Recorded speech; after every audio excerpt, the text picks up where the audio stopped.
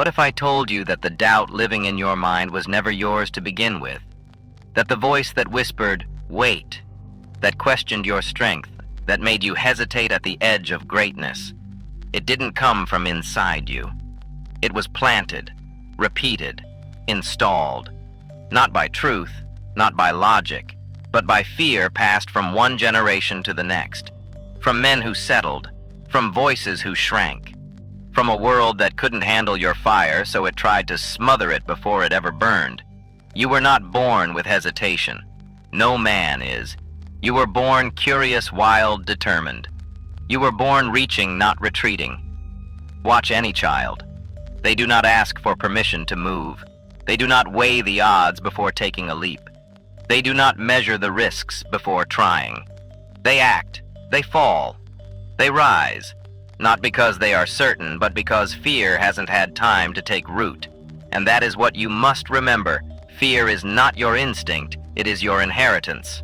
But here's the good news. Anything learned can be unlearned. And doubt, my friend, is nothing more than a habit, a loop, a quiet, nagging whisper that can be silenced the moment you choose to stop feeding it. Because underneath that noise, beneath the programming and the pause, lives a man who knows exactly who he is. A builder, a force, a storm of will forged in vision. He's been watching you, waiting for you, wondering when you'll remember. That you weren't made to wait for evidence before you believe. That you weren't made to crawl when you were born to run. That you weren't meant to survive this life, you were meant to conquer it. Not later. Not when the stars align. But now. Right now. If you hear these words with the full weight of your soul, if you let them echo louder than the doubt you've carried, something inside you begins to shift. Not just in your thinking, but in your being. Because this is not just a speech. This is not motivation.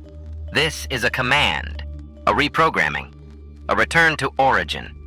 And when it's done, when the final word drops like a match into the gasoline of your potential, you will no longer recognize the man who used to flinch, who used to ask for permission, who used to apologize for his fire.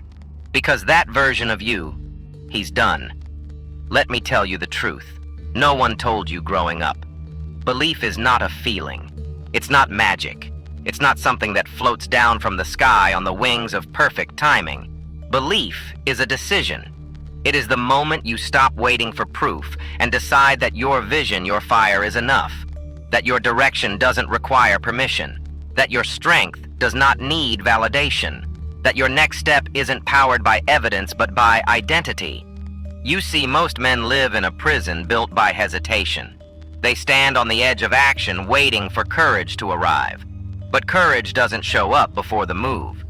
It arrives because of the move. You don't wait for belief to feel real. You choose it.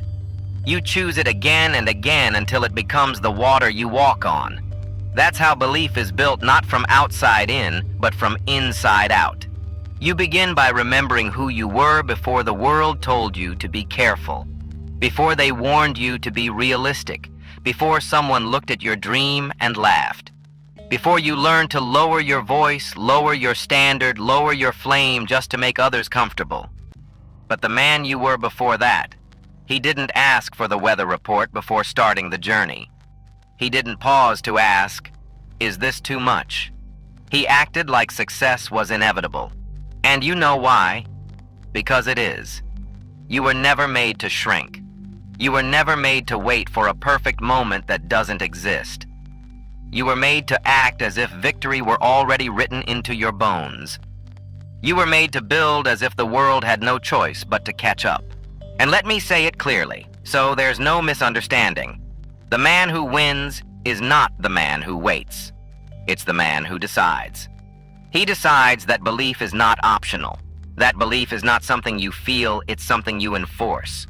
He decides that every step forward is not just motion, it's a declaration of identity. So speak it with me now, not as a wish, but as a command. I was not made to doubt. I was made to win. Say it louder. I do not wait for certainty. I move anyway. Say it until your voice trembles and the old identity cracks. Because this is how we begin. Not by hoping we become strong, but by moving as if we already are. And the more you move like that man, the builder, the leader, the one who doesn't flinch, the more you become him. Not someday, not eventually. Now. Belief begins with a choice. Let this be yours. Let me show you what belief looks like in the real world, not as poetry, but as action. Henry Ford wasn't born with genius. He didn't inherit wealth. He didn't have the favor of powerful men or a golden staircase to success. What he had, what made him dangerous, was a decision. He looked at a world of horse-drawn carriages and declared something no one else dared. I will build a car for the common man. And when his own engineers, men with more schooling, more technical know-how, came back and told him his vision of an 8-cylinder engine in one solid block was impossible, Ford didn't flinch. He didn't call a meeting. He didn't say, let's brainstorm another option. He said the same 3 words again and again, produce it anyway. Over and over they returned with failure. And over he answered, produce it anyway. That is not stubbornness. That is identity. Ford had trained his mind to obey his vision, not his circumstances. He had uninstalled doubt and replaced it with decision. And that decision became law not just for him, but for an entire industry. That's the kind of man belief builds. And Ford wasn't alone. Consider Thomas Edison. He failed over 10,000 times in his pursuit of the electric light. 10,000 attempts. 10,000 chances to quit, 10,000 excuses to turn back. But Edison didn't see failure as final, because he had already made the decision, I will illuminate the world. Not I'll try, not I'll see if it works. No, I will. That identity became his armor. It hardened his resolve. Every failed experiment didn't make him smaller, it made him sharper. You see, Edison didn't need evidence to keep going. His repetition became his proof. He spoke belief until it became his default. He acted like success was inevitable until the world caught up. Understand this. Your environment is not your leader. Your past is not your prophecy. Your failures do not get to decide your future. You do. Because belief is not a passive energy. It is not a feeling that whispers. It is a storm that declares. And like Ford, like Edison, like every man who ever dared to bend the world, your belief becomes unstoppable the moment you decide that doubt is no longer welcome in your vocabulary. You do not repeat hesitation. You do not rehearse failure. You walk, speak, and move as the man who has already won, and the results will follow. Not because you hoped, but because you decided. Identity is not something you discover, it is something you declare. And yet most men walk through life like they're on a scavenger hunt, hoping to one day find who they are as if it's hidden beneath the rubble of experience or buried under years of indecision. But the greats, the builders, the leaders whose names are etched into the steel of history, they didn't wait to discover who they were. They decided, not based on credentials, not based on past results, not based on permission. They made a declaration and then aligned their every breath with that choice. Henry Ford didn't rise to industrial legend by accident. He became who he was before the world recognized it, before he had factories, before the Model T changed the course of history, before the press stopped mocking him. He made a decision. I will build a car for the common man. One sentence, one choice. And once that decision was made, he no longer acted like a mechanic. He didn't think like a worker. He didn't move like a man who needed reassurance. He moved like a force. Every action became an extension of identity. He wasn't testing an idea. He was fulfilling a destiny. That's the shift. The world bends not to men who beg, but to those who stand. The men who decide who they are and dare the world to disagree. Thomas Edison. The light bulb wasn't a lucky break. It wasn't a creative accident. It was the result of a mind already made up. He said, I will illuminate the world. And then he moved forward relentlessly, methodically, daily, until his external reality caught up with his internal decision. And what about Abraham Lincoln? He didn't wait for popular opinion to lead him. He stood in the middle of a divided nation and decided freedom is worth the fight. Unity is worth the price. And even when war came, when blood was spilled, when support was scarce, he didn't flinch. Why? Because he had already chosen who he was. And once that choice is made, the world loses its power to define you. You must do the same. Stop waiting to feel ready. Stop waiting for a title or a signal or someone else's approval. Write your identity in stone. Speak it aloud until your bones remember. I am not a man of hesitation. I am a man of execution. I do not float between ideas. I live in decision. Say it not once, but until your subconscious obeys, because belief becomes identity, and identity becomes reality. You do not become powerful and then decide who you are. You decide who you are, and that is what makes you powerful. Let me say something that most people are too afraid to admit. You will never become who you were meant to be if you keep leaving the back door open. You cannot walk fully into your future while still keeping one hand on the past. You cannot dominate the battlefield with a backup plan for retreat. The greats Ford, Edison, Carnegie, Lincoln, they didn't just commit to their vision. They burned the boats. They eliminated every exit. Let's go back to 1519 when Hernán Cortés arrived on the shores of Mexico with a small army to face an empire. Vastly outnumbered in a foreign land, he did something radical. He burned the ships that brought them there. Why? Because he understood something most men ignore when the mind believes there's a way out. It will never commit to the way forward. Now, I don't glorify conquest, but I do honor the principle: if you leave the bridge, standing fear will always tempt you to cross it. So what are your bridges? Is it the job you keep just in case? The dream you delay for better timing? The excuses you dress up as logic or safety or responsibility? These are not strategies. They are sanctuaries for fear. And as long as they exist, full power is impossible. Henry Ford didn't say, "Let's try the Model T and see how it goes." No. He shut down production of every other model. He eliminated options. His board screamed. His team doubted. But Ford understood focus is only real when the exits are gone. Edison didn't keep a plan B. 10,000 failures didn't break him because quitting was never part of the design. Each experiment was a brick in the wall he had already decided to build. His mind had one command forward. Andrew Carnegie, a poor immigrant with nothing but hunger and a job in a telegraph office, didn't try his way to wealth. He decided poverty would not define him. He committed not with noise, but with quiet, ferocious resolve. So ask yourself honestly, what exits have you left open? What compromises are you keeping in your back pocket? What version of your old self are you still comforting at night when the fire gets hot? You cannot act like you were meant to win if half of your energy is spent retreating. So let it end here. Delete the maybe. Delete the if it doesn't work. Delete the someday. If you were meant to win and you were, then prove it by making victory your only option. No plan B. No pause button. No lifeline to mediocrity. Because when a man removes every escape, something in him ignites. His spirit sharpens. His energy focuses. His will hardens. And that's when the world moves. Say it out loud.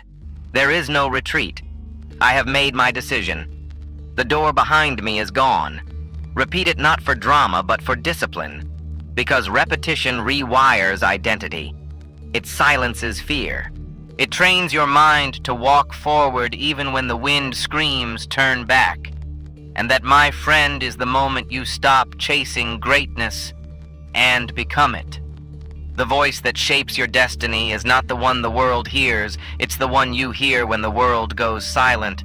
It's the whisper in the quiet hours, the echo that repeats just before sleep, the murmur behind your eyes when the results haven't come yet. And here's the truth: if you don't train that voice, it will train you. This is the principle of autosuggestion, a word that sounds complex but is as ancient as the mind itself. It is the process of programming your subconscious through repeated emotionally charged language. Not once, not occasionally, daily. Because your subconscious doesn't speak logic, it speaks repetition. It obeys the words it hears the most spoken with conviction, soaked in emotion. And most men, they've been speaking poison into their own minds for years. I'm just tired. This probably won't work. Maybe I'm not the type. These aren't harmless phrases. They are commands. They are blueprints for mediocrity drilled deep into the architecture of your identity. The subconscious doesn't know sarcasm. It doesn't distinguish between jokes and truth. It just obeys what it hears. Henry Ford knew this. That's why he famously said, "Whether you think you can or think you can't, you're right." Because the voice you allow on repeat becomes the life you live. Thomas Edison, after failing thousands of times, trained his voice to say, "I haven't failed. I've just found 10,000 ways that won't work." That wasn't optimism, it was strategy. It was programming. And because he said it over and over, the voice in his head refused to quit. Andrew Carnegie drilled this into the minds of the young men he mentored. He demanded they write their chief aim and read it aloud every morning and every night. Why? Because the voice you speak becomes the voice you believe, and belief shapes everything. So I ask you, what's your script? When no one's watching and the lights go out, what do you tell yourself? Are you speaking fire or feeding fear? Are you programming power or defaulting to doubt? This is your opportunity to change the track. Not with wishful thinking, not with fluffy affirmations you pulled from a Pinterest board, with fire-forged truth. Let me help you begin. I do not explain my power. I execute it. I am not waiting for motivation. I move with discipline. My actions train my mind to believe. These are not mantras. They are weapons. Speak them like you mean them. Repeat them with intensity. Let them echo until your bones remember. Because here's what will happen. The old voice, the hesitant one, the sarcastic one, the excuse-filled one, it will begin to fade. Not because it disappears overnight, but because it's outnumbered. Repetition doesn't just rewire thought. It replaces it. You don't need a new brain. You need a new track. You don't need a breakthrough. You need a ritual. And if you follow that ritual, if you declare your identity before the world has a chance to define it, then the voice inside you becomes your ally, your engine, your relentless internal command. And when that voice is aligned, the world doesn't stand a chance. Most men wait for a feeling to act. They wait to feel ready. They wait to feel confident. They wait to feel powerful before they make the move they were born to make. But here's the raw truth. Feelings are liars. They echo your past. They carry your fears. They replay your old identity like a song stuck on loop. And if you wait for them to change before you act, you will never move. The men who changed history didn't follow emotion, they followed faith. Not faith as in religion, but faith as in mindset, as in discipline, as in refusal to waver. Faith is a muscle. It is forged through decision repetition and action taken in the face of resistance. It is not some sparkly energy floating above your head. It is a choice made and remade until it becomes automatic. Henry Ford didn't feel confident every day. He was surrounded by experts telling him he was wrong, mocked by media, doubted by his own team. But he made a decision. I will build this car. He didn't wait for faith to feel real. He installed it. He repeated his vision louder than the world repeated its doubts.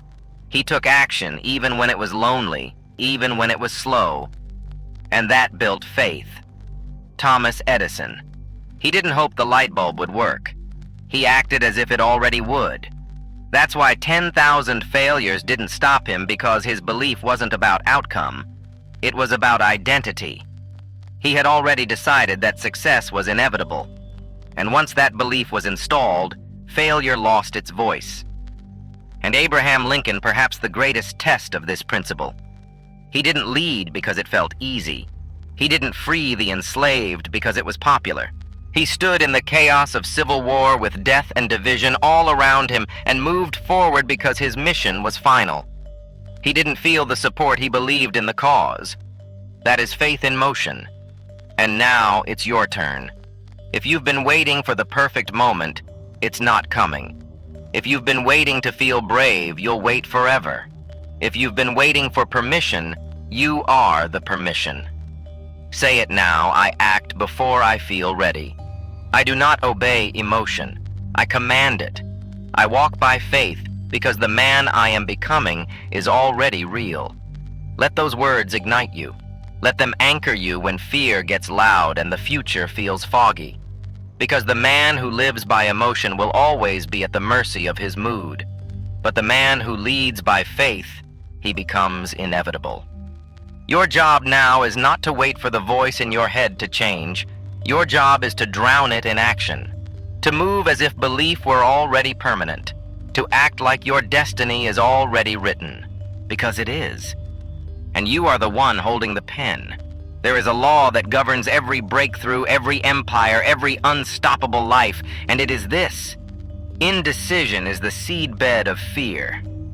It is not failure that paralyzes a man, it's hesitation. It's the endless mental loop of what if. Maybe later I just need more time. That loop is not caution. It is self-sabotage disguised as logic. No man who hesitates leads. He is led by circumstance, by emotion, by the whispers of others, by the momentum of yesterday's version of himself. But the man who decides, the man who acts before he's ready, the man who moves when most are waiting, that man becomes a force. I saw this in every titan I studied. They made decisions quickly, not recklessly, but decisively. And once a decision was made, they did not waver. They did not reopen it every time emotion knocked. They moved forward and the path revealed itself in motion. Let me show you again. Henry Ford's engineers told him flat out that casting an 8-cylinder engine in one solid block was impossible. They tried. They failed. They brought him the results. Ford didn't hesitate. He didn't say, let's revisit this next quarter. He said what he always said. Produce it anyway. Not once, not twice, every time. And eventually, they did.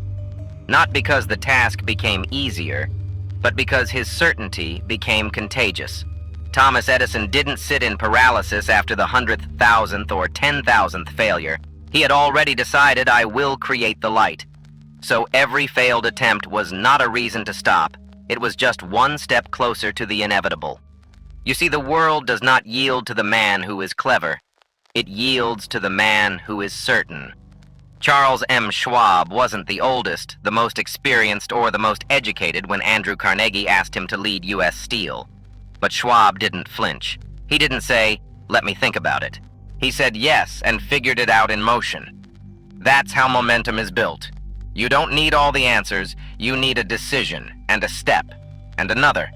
Because every time you act, you train your subconscious to trust you. You reinforce the identity of a man who moves, not a man who debates. You wire confidence into your being, not by waiting for it, but by earning it through motion. So let me ask you, what have you left undecided? What dream have you postponed because you're still thinking it through? How much has that delay already cost you? Because indecision is not neutral. It is expensive. It drains your energy. It erodes your courage. It feeds your doubt like oxygen to a flame.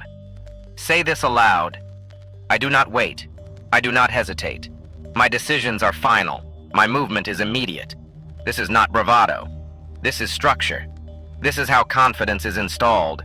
This is how fear is drowned. Not all at once, but in the habit of motion. The discipline of decision. Abraham Lincoln did not lead the Union with a consensus. He didn't wait for everyone to agree. He moved because he had to, because the cause was bigger than the noise. And so must you. Declare your direction. Close the loop. Make the call. Take the step. Because every day you delay, fear grows stronger. But every day you decide, you become undeniable. There comes a moment in every man's life when the voice of doubt must be dealt with, not comforted, not debated, not analyzed, but eliminated. Doubt is not a pet to be tamed. It is a parasite to be starved. You do not manage it. You replace it. With repetition, with belief, with fire hot enough to burn the old version of you to ash. Understand this clearly. Doubt is not truth. It is a habit. It is a reflex you've rehearsed so many times that it feels like wisdom. It wears the mask of realism. It sounds like caution, but make no mistake, it is fear dressed in a tuxedo. And the longer you give it oxygen, the deeper it roots itself in your system. But it can be ripped out. Abraham Lincoln lived under more pressure than most men will ever understand. He was attacked, mocked, doubted, hated. He buried his child while leading a fractured nation through war. He carried the weight of unity on shoulders made of flesh. But even then he chose belief. He walked in solitude. He wrote letters he never sent. He battled the darkness internally. But at every turn he repeated to himself, not with noise but with certainty, I must be the man for this burden. There is no one else. That is belief under pressure. Andrew Carnegie. Born into nothing. No pedigree. No safety net. No one handing him opportunity. But every day he repeated his chief aim. He trained his mind until the thought of failure didn't even make sense anymore. It wasn't arrogance. It was discipline. Henry Ford. Surrounded by doubt. Mocked by the media. Opposed by investors. Undermined by his own team. But those voices never got inside. Why? Because his internal voice was louder than the external noise. He had spoken his vision to himself so many times, it became law. That's how empires are built, not by chance, but by mental command. And here's the truth, you are not different. The only thing separating you from those men is what you allow to repeat inside your mind. Doubt is not your destiny. It is a loop, a track that plays because you forgot to change the playlist. So change it. Not with positive thinking, not with shallow affirmations, with identity. Say this with fire. I do not argue with doubt. I replace it. I do not let fear speak twice. I do not flinch. I move. I dominate. And don't say it once. Say it until your nervous system accepts it as normal, because repetition reprograms everything. But don't expect doubt to die quietly. It is an addict. It will fight for its life. It will whisper again when you're tired, when progress slows, when results don't show up fast enough. In those moments, do not negotiate. Return to your script. Return to your command. Return to the identity you've declared. Say it. I do not live in hesitation. I move in fire. My belief is louder than my fear. My identity is my weapon. My repetition is my shield. Let this final line burn into your chest. You are no longer allowed to be the man who doubts. He had his chance. He wasted it. You buried him without ceremony, without a eulogy. Now you walk as the man of fire, the man of execution, the man of inevitability. Say it now. I do not need more time. I need more fire. I do not entertain doubt. I enforce belief. I do not delay. I dominate, repeat it, reinforce it, live it. Because the man who moves, who leads, who decides he doesn't just hope to win, he acts like he was meant to. And because of that, he does.